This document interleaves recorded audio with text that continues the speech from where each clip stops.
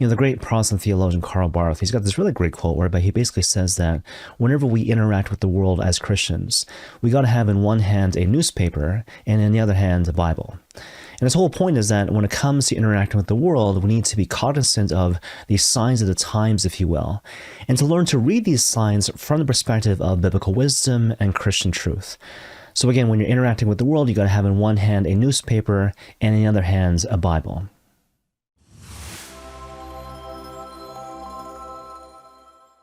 So the example that comes to mind to illustrate this particular principle is something which has become quite popular in recent years, this thing called the cancel culture. So for those of you who aren't immediately familiar with the cancel culture, the concept is basically this. If society finds out that you've done something wrong, especially if that thing involves serious or grievous matter, even though that thing may have happened a long time ago, even years ago, again, once society finds out, you're basically done. You can't work in a particular industry, for example. You're excluded from respectable society. And what's more, there's nothing you can do about it. There's nothing you can do to kind of say that you're sorry. There's nothing you can do to kind of make up for the wrong which has been done. And so again, you are basically finished if society finds out you've done something, even though that thing happened a long time ago.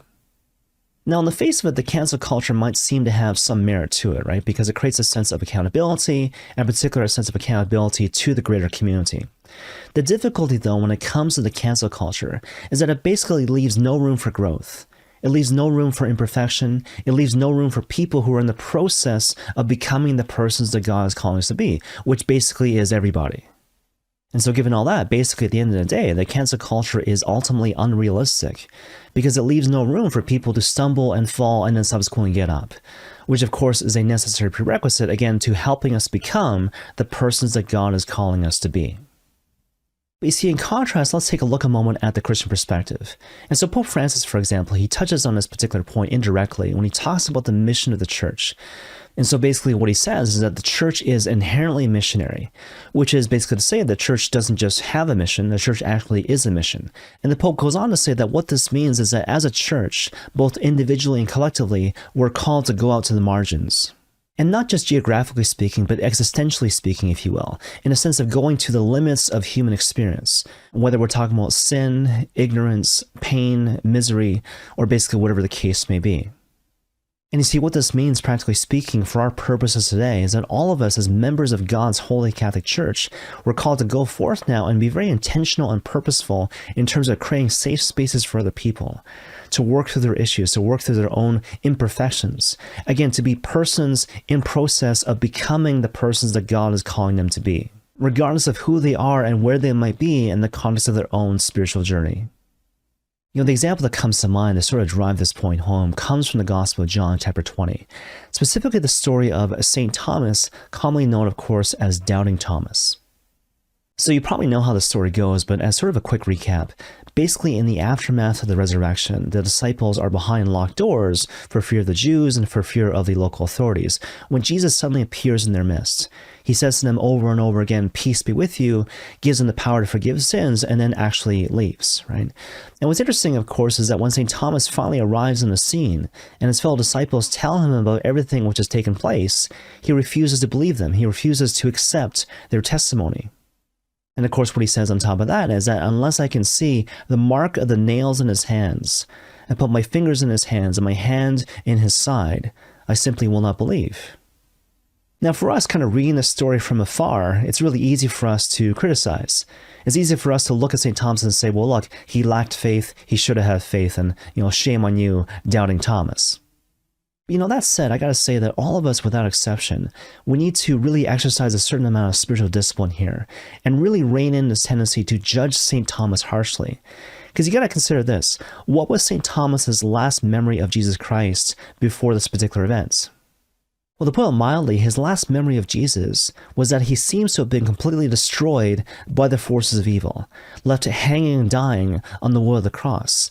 And you got to realize how significant this would have been for people like St. Thomas, because who was Jesus to St. Thomas?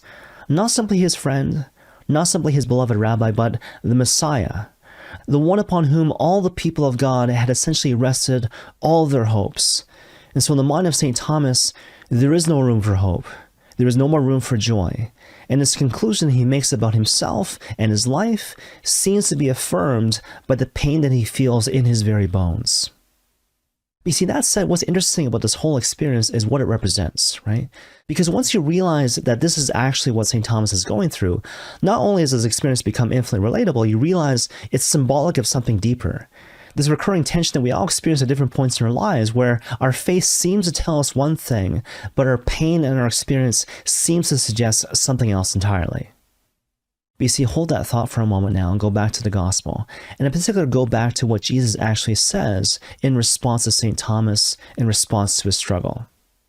And so again, as a matter of background, Jesus shows up again to his disciples, says to them, "Peace be with you." And this is about a week later. And this time, St. Thomas is actually with the other disciples. And certainly the Lord has that famous line where he says, "Blessed are those who have not seen and yet still believe," thereby affirming this principle that we're called to trust and believe in the truths revealed to us by our faith, independent of our own emotions and experience. But that said, and kind of more to the point, what Jesus says specifically to St. Thomas is actually this: "Put your fingers here and see my hands. And what's more, put your hands in my side. Do not doubt, but only believe." And of course, the thing I want you to notice here is that what Jesus actually says to St. Thomas in this moment parallels exactly what St. Thomas says earlier in the story in terms of what he actually needs as a prerequisite to finally believe. In other words, instead of harshly rebuking or otherwise condemning St. Thomas, Jesus instead, in his pastoral approach, meets him where he's at, and again gives him precisely what he needs to get over the hump, to take that next step in his own spiritual journey. In response to which St. Thomas says to the Lord, "My Lord and my God," which speaks to the fact that because St. Thomas is patient with himself, because he's gentle with himself, because he gives himself time and space to work through his brokenness, to work through his various issues, to reconcile his faith with his lived out experience, therefore he is able to achieve a greater spiritual depth, which kind of in a certain sense goes beyond that of his brethren. Because if you think about it, when St. Thomas says to the Lord, again, "My Lord and my God," that is actually the first clear articulation expressed by a person in the gospel that Jesus Christ is actually God himself. And of course, the whole idea is that he never would have reached that point if, again, he hadn't given himself the time and the space and the room to work through his own brokenness to reach this point of real spiritual depth. Okay, now obviously there's kind of a lot going on here, but perhaps I might leave you with kind of two takeaway messages. So I guess the first thing is this: to be really intentional and purposeful in terms of trying to create actively and habitually safe spaces for other people. And in particular, safe spaces for people in process. People in process of, again, becoming the persons that God is calling them to be. Mindful of the fact that in a certain sense, the mission of the church is to meet people where they're at and to actually journey with them until they reach a state of real holiness, or perhaps we might say wholeness. Okay, so that's kind of the first thing. But the second and final thing I want to leave you with is essentially this. When you're going about your life and you experience, as we all do from time to time, a certain tension between what your faith tells you and what your experience tells you, don't be so quick to dismiss your experience, but instead bring everything to the Lord. In other words, if you find yourself in a situation where your faith seems to pull you in one direction, but your pain and your emotions and your woundedness seem to pull you in another direction, again, don't dismiss your experience, but instead bring all these things to the Lord, and again, wait for his response in the context of prayer. Because even though the Lord's response to you in this particular circumstance might not emerge right away, it is never a waste of time, but instead it will always bear fruit, because what you're doing when you engage in this process, you're going through the same dynamic of St. Thomas in the context of the Gospel of John chapter 20. And the fruit, again, will be absolutely amazing. You will achieve a deeper sense of faith. You will deepen your own relationship with Christ himself, until hopefully eventually in time you too will be able to say, in the words of St. Thomas, some variation of "My Lord and my God." And may God bless you all.